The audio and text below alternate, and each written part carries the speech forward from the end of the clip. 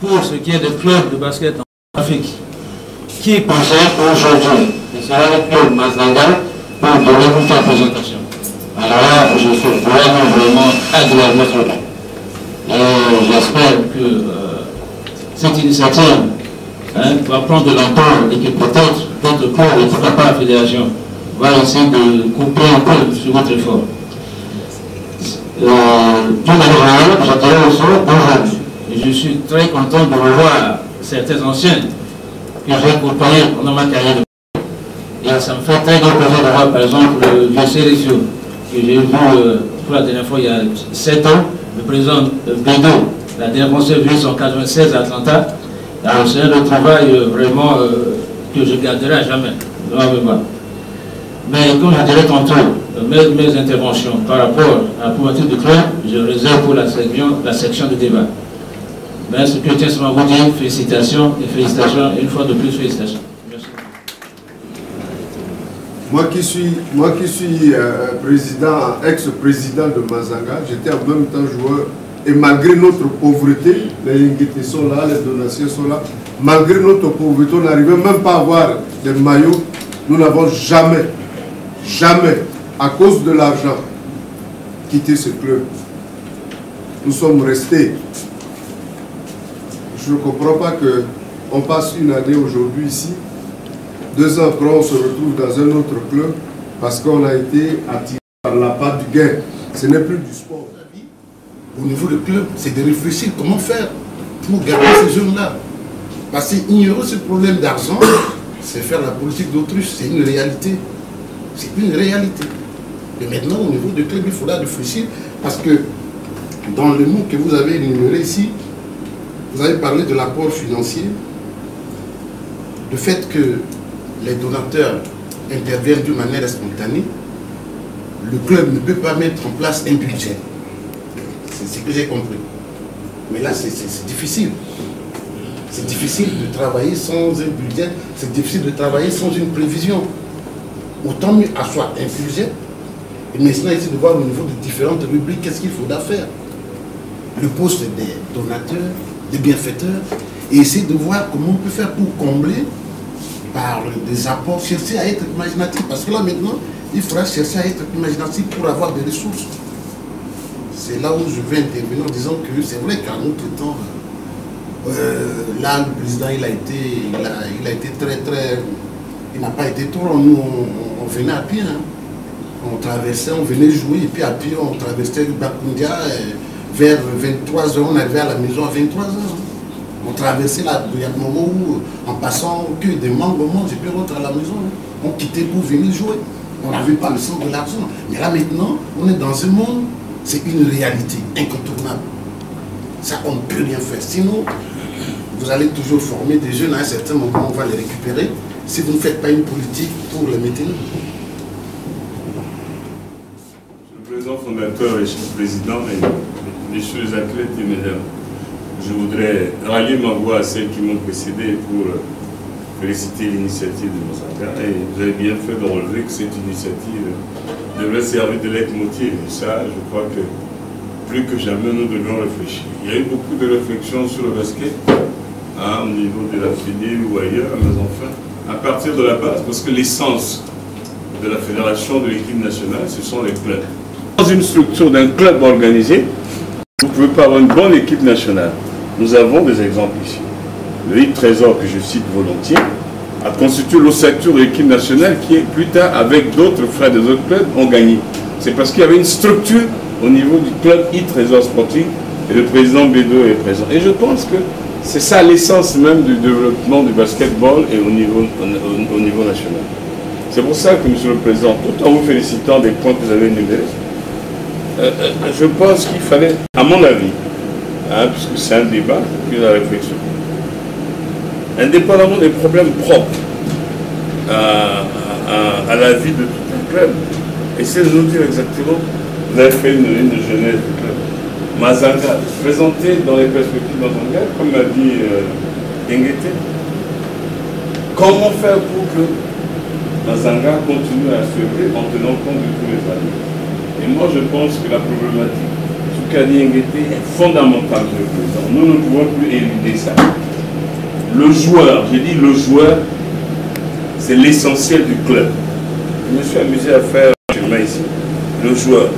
Quand vous avez un joueur dans un club, parce que c'est l'ensemble de ces joueurs qui vont construire au club, vous ne pouvez pas occulter, comme a dit Nguete, ses besoins réels, son environnement, son développement, parce que, qu'on le veuille ou non, c'est à partir de là que vous allez faire la fixation de vos joueurs. Et si vous répondez à toutes, un peu toutes ces préoccupations, vous aurez les éléments pour, rechercher, puisqu'ils ont des besoins. Leurs besoins répondent à des préoccupations. Comment faire? Donc vous allez faire la recherche des fonds, vous allez faire la recherche du sponsoring, vous allez faire la recherche du lobbying. Ici, c'est dommage, nous n'avons pas des stades. Si on était des clubs organisés, on aurait dû avoir des... Le club Mazanga aurait dû avoir, par exemple, Red Star, qui a un club, qui a un stade. On pense que ce stade de Koudoukou appartient à Mazanga, à Red Star. Développer autre chose pour rentabiliser cela. Et ça, vous devez pouvoir réfléchir. Dans le cas de management, vous avez beaucoup d'éléments. Hein. Vous vendez vos gadgets, faites la promotion de vos vedettes. Pourquoi vous ne faites pas la promotion de vos vedettes? Faites des effigies de Yarissi, de vos anciens, vous les vendez à 100 francs. Bref, il faut le vendre. Donc il y a un ensemble tout à l'heure. D'autres voix vont pouvoir s'élever pour vous dire exactement quelles sont les recherches de financement propres au club pour que vous existez. Parce que si vous n'existez pas, vous ne... ce serait disparaître. Le président, je ne sais pas où les membres bienfaiteurs, tout le monde est limité ici, hein, c'est dans le temps. Un jour, il vous donnera, un autre jour, au moment où vous en avez besoin, il aura des besoins familiaux qui vont être prioritaires. Donc tout ceci, je pense que ce sont les véritables problèmes pour lesquels, l'exemple de Mazanga, nous allons en discuter. Il faut aller en profondeur. Il y a un problème réel aussi. Hein. On ne va plus parler il y a un problème réel dans nos clubs. C'est le problème, je ne vais pas dire psychologique, mais les rapports. Il y a des problèmes de rapport entre vous, entre le club, entre les dirigeants, qui font que parfois certains joueurs ne partent pas parce que c'est un problème d'argent. C'est parce qu'ils ne se sentent pas en famille. Parce que c'est d'abord ça, le club, la famille. Il faut qu'ils se sentent en famille pour pouvoir se lever au-delà de ces difficultés financières à autres. Il y a un problème d'ambiance. Donc ça, c'est important parce que pour moi, le basket, c'est une vie. Je suis content. Moi, j'ai commencé Poussin, Benjamin et tout ça. Donc, pour moi, c'était une vie et je peux vous en parler parce que je suis un enfant après mes parents, c'est le basket qui m'a encadré. Donc ça aussi, il y a un problème. Ce problème a tué le basket au niveau des clubs, mais ça s'est remonté au niveau de la fédération, au niveau de la structure nationale, où il n'y a pas, effectivement, l'ambiance, la vie, le goût, comme vous nous avez impliqués. Je suis en face de vous, vous étiez président, vous avez eu joueur. Après, j'ai pu être dirigeant, Donc, je crois que tout ça, il y a cette absence.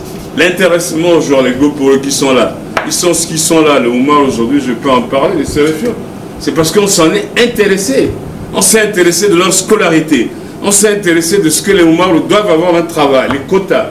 On s'est intéressé d'aller voir les Darlans parce que nous étions là, de les mettre, de leur trouver du travail. On s'est intéressé de leur scolarité, de leur bourse. Et c'est comme ça que nous avons fixé ces gens. Mais ça, c'était d'abord au niveau de la structure. Et comme ça, les enfants se sentent en confiance. Ils vont être reconnaissants. Même s'ils ont envie de quitter votre club, ils vont dire, je suis redevable de ce club.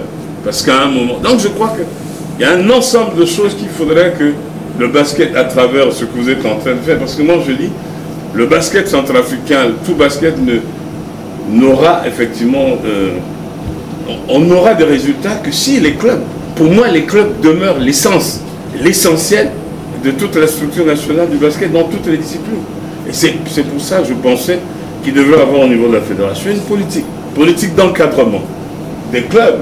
La direction technique des fédérations doit s'impliquer. J'en parlais, je ne sais même plus. Parce que la formation, il faut que vous en parlez. La formation vous impose, mais la formation s'impose à la fédération qui doit vous aider à former vos cadres à l'intérieur. Cadres d'une manière générale. Technique, administrative, environnement, et tout ceci, il faudra que le club pourra compter parce qu'on pense qu'au niveau de la fédération, il y a la structure, c'est-à-dire il y a la technicité pour vous aider. Donc je pense, Monsieur le Président, que je dis et je redis, Monsieur le Président, le joueur dans le club reste l'essentiel du club. Vous ne pouvez plus éluder à l'époque, vous nous donnez 100 francs pour acheter les cartes postales parce qu'on était content, c'est fini. Je dis très bien que c'est fini, je l'ai vécu, ils sont là, les CRF et tout, c'est fini. Vous avez maintenant, comme a dit Nguete, un environnement qui est ici. Vous avez des joueurs qui sont déjà pères de famille. Vous allez leur demander de venir jouer, ils vont rentrer, ils vont avoir leurs gosses, leurs femmes qui vont... Et ils disent que mon basket, mon gagné. Et donc, il y a tout ça qu'il ne faudrait pas que vous... Et puis même au sein de la famille de basket, tout se développe un business. Vous ne pouvez pas dire ici que ce n'est que tout ça, c'est gratuit. Il y a du business. Parce qu'il faut le faire. Donc je pense que, Monsieur le Président, dans notre réflexion, je me mets à vos côtés. C'est-à-dire la réflexion de Mazanga, il faut des problèmes réels. Et il faudrait que vous y allez sans idée de défaire. Il faudrait que nous dénoncions. Parce que ce que vous allez dénoncer, positivement ou négativement, va surgir à travers des résolutions et qui vont servir à d'autres. Je ne voudrais pas monopoliser la parole parce que je suis tellement content. Parce qu'en fin de compte, si je suis venu, vous m'avez invité.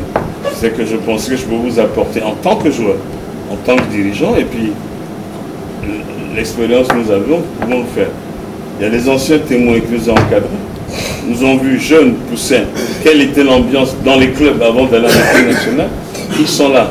On a la chance, nous aussi, d'encadrer les Oumar ou les Kota, les Goporo, pour les amener à un certain niveau. Ils sont là. On a la chance plus tard de partir. Donc je crois que c'est un ensemble de choses que vous, au niveau de ce club, ce serait vraiment un bon leitmotiv. Hein? Et donc, Monsieur le Président, je continuerai. Et moi, je pense que si un de vos joueurs, ils sont partis, hein, je prends le cas de Resta, je ne sais plus. J'ai signé à l'époque à Saint, et il y a un là qui est devenu maintenant angolais. Hein?